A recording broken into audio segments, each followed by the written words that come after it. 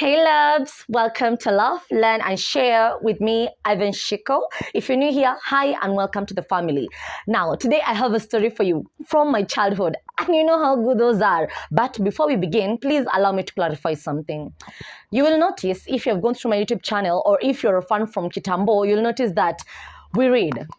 Sometimes we first began with this one, unlock your potential, and then I started on this one, and you may wonder why had that happened. Reason is I kind of lost this book when we were moving, and so I had to look for a substitute. This was the substitute, Her Deadly Secret by Laura Griffin. But then by the time I found this one, I was already 3 chapters into this one, and so I had to kind of like put a stop. But because I love reading and I love books, I wanted to share that passion on my YouTube channel as a long-term thing, and so I had to do some deep research. And I came to find out that actually what we are doing is illegal. I'm not allowed to read these books because it may lead to a copyright strike. Apparently, books that are supposed to be like read out loud or shared in other forms are supposed to be in the public domain. A book in the public domain is probably 100 years old. This one is copyrighted 2018. This one is copyrighted 2019. Honestly, they are nowhere near 100 years old. So, but that doesn't mean that that's the end of reading books. I'll find a way around it and find if there's a way I can share this knowledge in another form using the same books, but without getting the copyright strike, because we don't want my YouTube channel to be closed now, do we? I don't want that. Now, I hope you understand why we stopped reading, right? Kwa wale wenye walikuwa wanapenda hizi sets? Right. Now, that aside, let us get into today's story.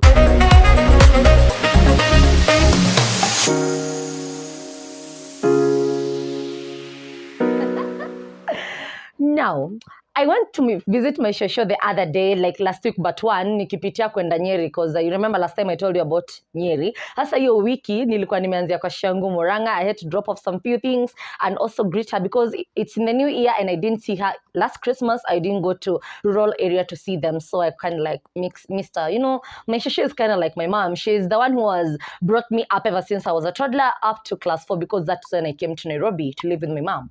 So, I remembered this story. Ever since I was young, I have always wanted to work. Like I'm always curious about stuff and I want to know how this is done. And I always want to help. Okay, I guess you can call it help. But there was this one time I remember my 3-year-old self, or is it 2-year-old self, I want to follow my grandmother to go and get some Lucerne. Ama nyasi, ama dara. For our cows, because you know shago farming is the main thing. So as soon as I was 2 years old, I could already carry a 5-liter jerry can from the river, although half filled. I wanted to help. I knew how to what do you call harvest potatoes from the farm, harvest carrots, harvest sukuma wiki. So I already knew how to do some stuff. So the only thing that I was not allowed to do was hold up the sharp knife. So this one time, shosho jusach ko tu mimi na yeye ushago ananiambia, nataka kwenda huko kwa shamba kuchunia ng'ombe majani, kaa hapa na usitoke kwa hii compound. So me, I'm like, hey, shosho nataka kwenda na wewe. Nime insist. My she's like, no, stay here. And I'm like, no, mimi nataka kwenda na wewe. Pia mimi nataka panga nene nikachunie ng'ombe majani. So my she's like, sawa, nipe panga yangu. So she eventually gives me a blunt panga, which I didn't know, but tukaenda ile unajua there are different pangas. It's like the knives in your house. You can't use your cutting knife ya nyama to peel potatoes. It will eventually become blunt. Common sense, you know. So I was given ile panga kuvuna viazi. So tukaenda kwa shamba. Me, my shosho is just doing her harvesting. She's cutting the Lucerne and I'm there with my panga that is blunt and I'm trying to cut, nothing is cutting. So I was like, are you calling me yangu ikati? So my shosho finishes up quickly because her panga is working and she puts the panga down and now she's trying to lay the grass so that she can carry the by the dharas you gwara mtu nyiwa semenya mjaichunia ng'ombe majani. Ai, ushago. So hizo vitu zichomanga mtu by the way. Ukitoka kuna kwa kuna tu uvimbe, but people are used to it anyway.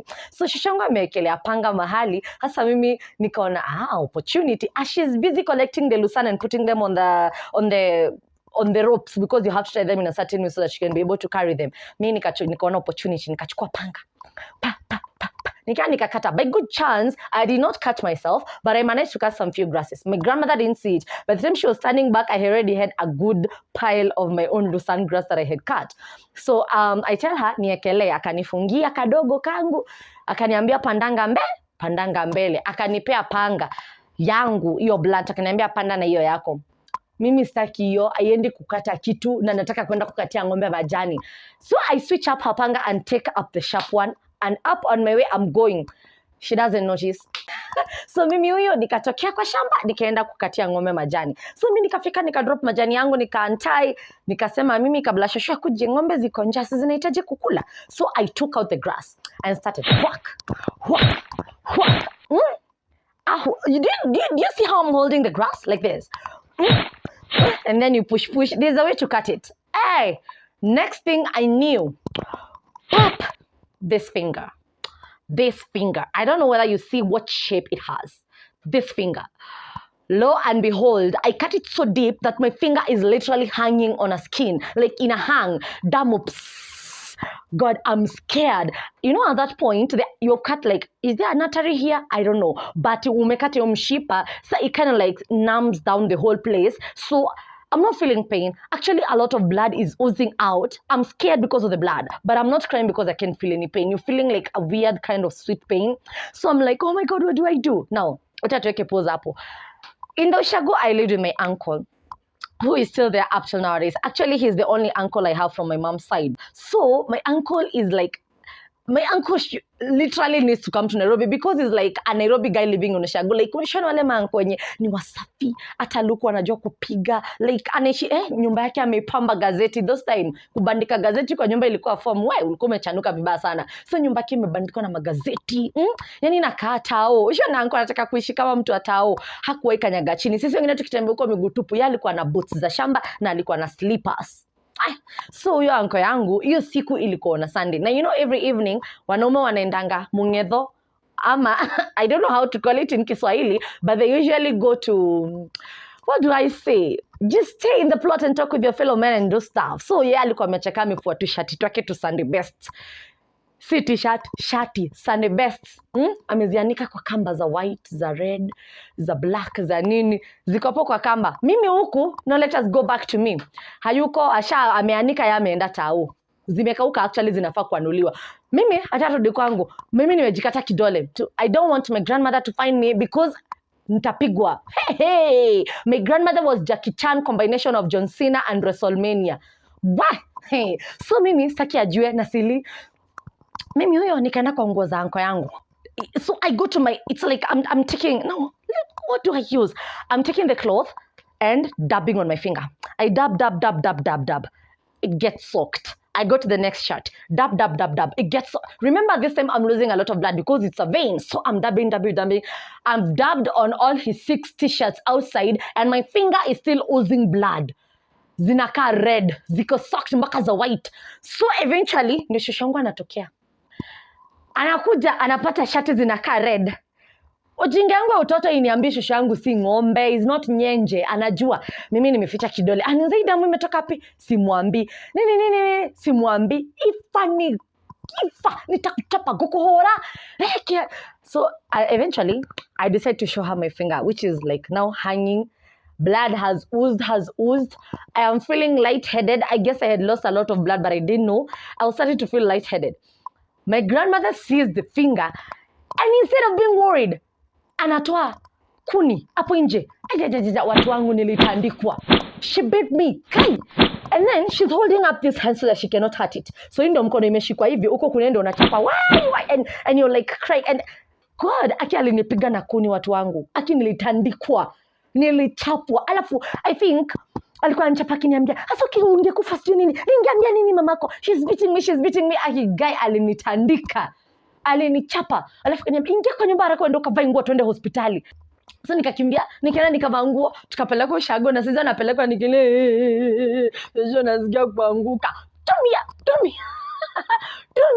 So we are going and I'm feeling kizunguzungu. I think even by her knowledge then, she didn't know that if someone loses a lot of blood, you tend to feel lightheaded. So tukaenda hosi, daktari akaona kidole kwanza karibu wa faint, stitch me up and I had my very big bandage and then I think daktari akamwambia ninunulie soda probably to get up my blood sugar, but I didn't know then. I was like, daktari amemwambia ninunulie juu ya venye amenichapa cause alafu umefura. Hata daktari aliniona hapo umefanya nini? Namwambia nimechapwa. Alafu najua umechapwa na kuni kwingine imekugwara like but now come to think of it, because even my mama is that kind of a person who will beat you and complain. I think the reason why they beat you is because at some point they are scared. Like, what if something worse could have happened to you? What would I have done? Ningetoa wapi mtoto mwingine kama wewe? I've invested too much of my time and too much of me in you. Like, that is, stop being so silly. It's just that they can't tell you. But sometimes wanakuchapa ile, don't scare me like that. I think that's their way of saying, don't scare me like that again. Okay? But mi nimekaa tu nikakumbuka usiku. And before I go away, you may ask yourself, what happened when the uncle came back?